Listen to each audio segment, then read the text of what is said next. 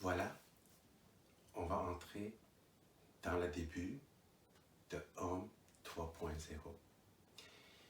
Et dans le Homme 3.0, il y a 3 parties de manger, méditer, monter. Ici, j'ai préparé un peu, éventuellement, quand vous allez découvrir la loi de 5 éléments, manger couleur jaune et point blanc côté métal, méditer côté noir, énergie l'eau et point vert, l'élément bois, monter le côté élément, le feu. On va tout décortiquer aussi la relation entre eux. Manger pour le corps, méditer pour équilibrer les émotions, monter et une connexion spirituelle, une connexion avec notre moi supérieur et se fait guider. Et c'est ce moment-là qu'on dit que notre volonté soit faite.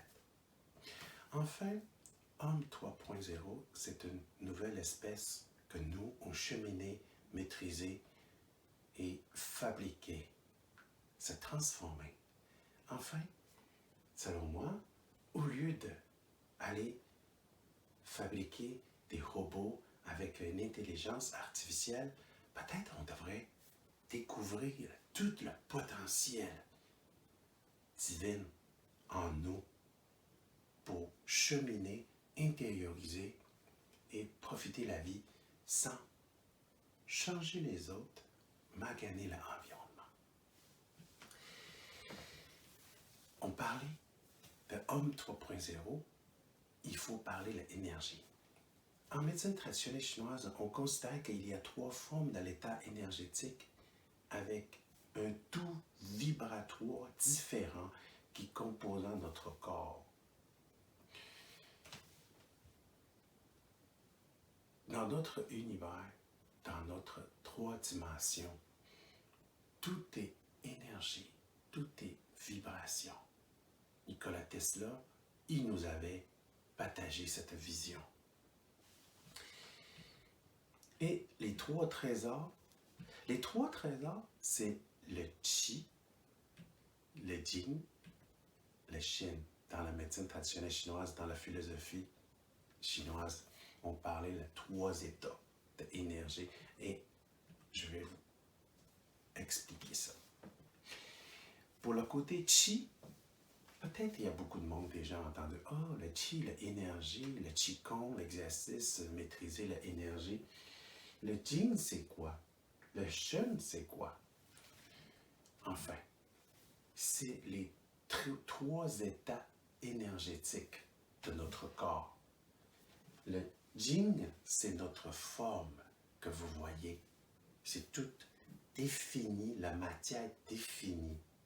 La matière définie, c'est la vibration qui emprisonne, coincée intérieure de cette forme qui réalise cette raison d'être.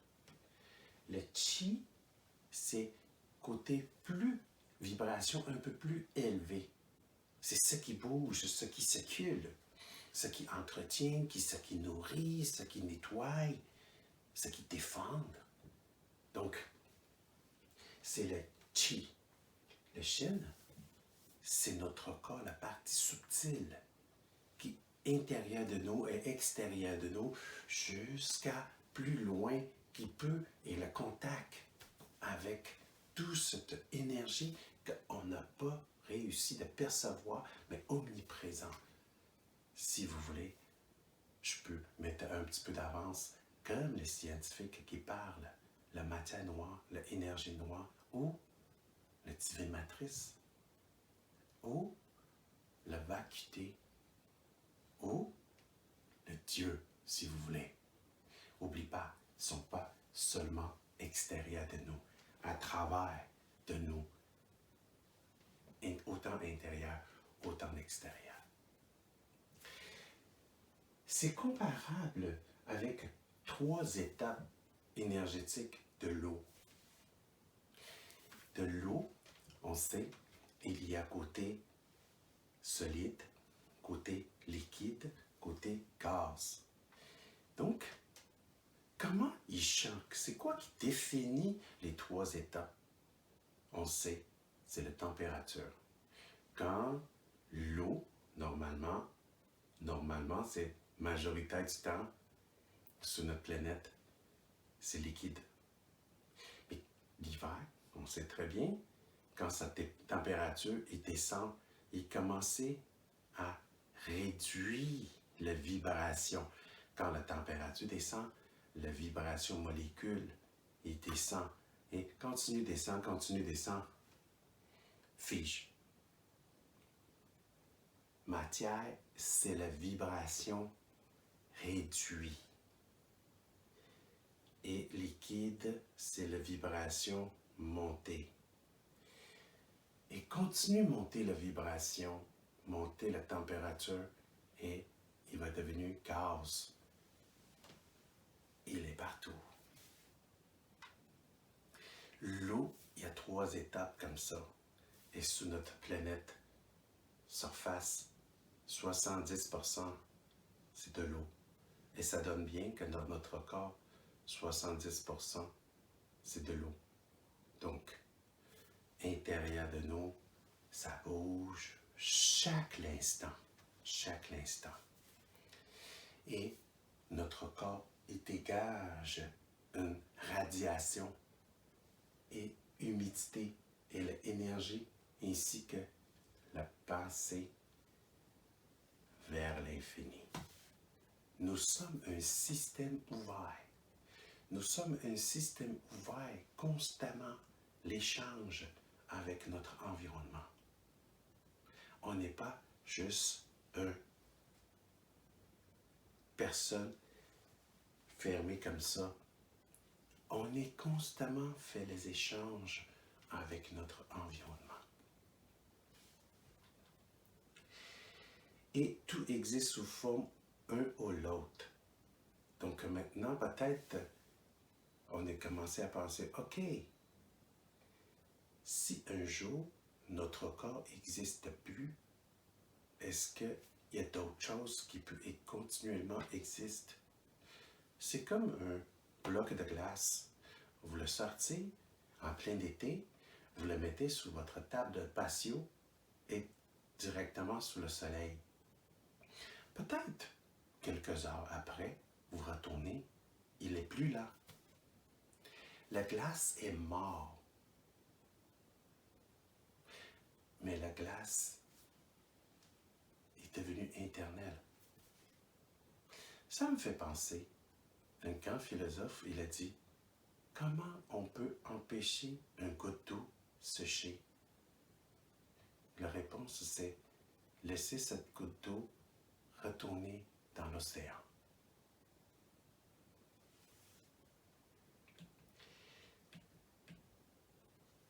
On va regarder un petit peu plus près. Le chi, tout ce qui circule dans notre corps, qui est en constant mouvement, c'est le chi. C'est l'énergie qui circule. Mais l'énergie, il circule en quel état? Ici, on parlait l'état liquide, l'état sang, liquide organique, l'âme, sueur, etc. Qui est constant en circulation, en mouvement, le chi en mouvement. Le chi, quand il n'est pas en mouvement, il va créer la stagnation, et cette stagnation, il va commencer à provoquer la douleur. C'est ça que dans la médecine traditionnelle chinoise, ce qui circule, ça fait pas mal. Ce qui ne circule plus, ça va faire mal. Et le symptôme, la maladie va créer. Mais c'est quoi qui est plus facile d'interrompre cette circulation? Bien sûr, intérieur, il y a la circulation sanguine. Si j'ai fait un coupeur, ça va saigner. Ça interrompt la circulation physique. Mais vous savez, plus qu'on va avancer, surtout dans la deuxième partie, méditer, vous allez découvrir plus en détail. Parce qu'il y a une autre condition, la force. Il pourrait interrompre la circulation, ralentir, même fait circuler contraire. C'est les émotions. Les émotions, il y a énormément d'influence sur notre circulation énergétique.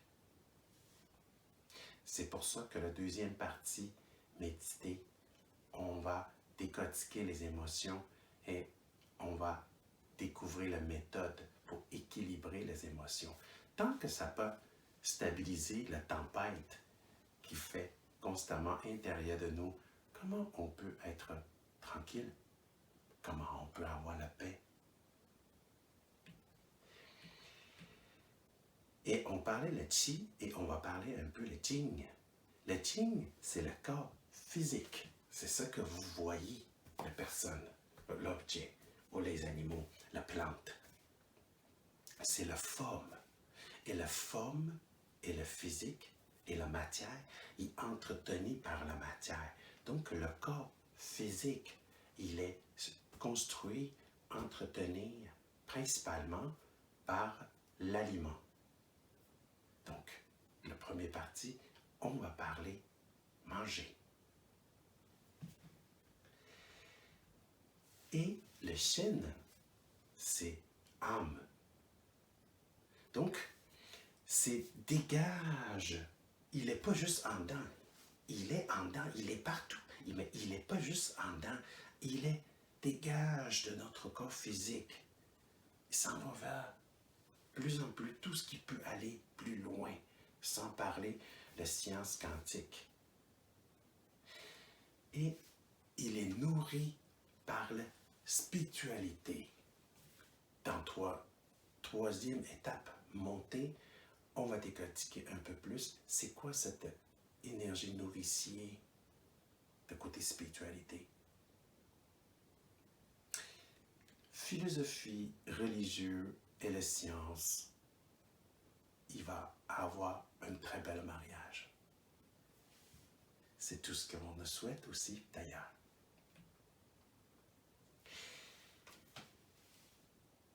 Et après, on va entrer officiellement dans la première partie, manger.